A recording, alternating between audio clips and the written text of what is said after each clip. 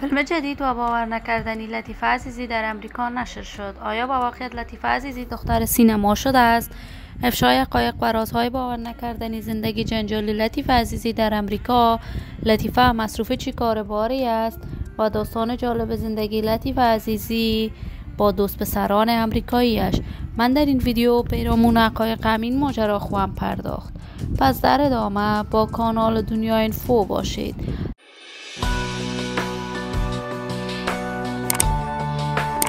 سلام و سلامتی نثار هر یک از شما همراهان خوب کانال دنیا اینفو.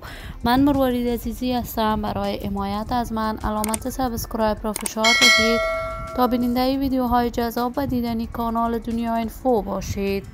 لطیفه عزیزی یک تن از هنرمندان جوان کشور، شهرت و محبوبیت خوبه دارد.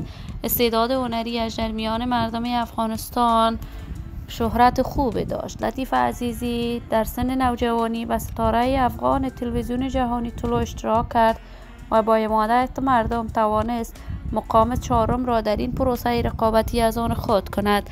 لطیفه عزیزی بعد از ختم ستاره افغان آهنگ‌هایی برای دوستداران و طرفداران صدایش سرود که تاکنون آهنگ‌های لطیفه عزیزی مورد حمایت افغان‌ها قرار گرفته است. لطیفه عزیزی یک مدت طولانی از راه هنر موسیقی به دور بود و در کشور امریکا پناهنده شد.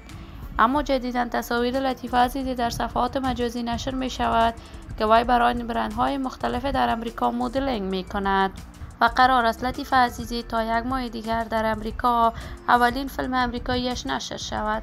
تازه لطیفه عزیزی کنسرت در امریکا هم برای دوستداران و طرفدارانش نشر کرد که بار دیگر حمایت گسترده افغانها در امریکا را با خود داشت.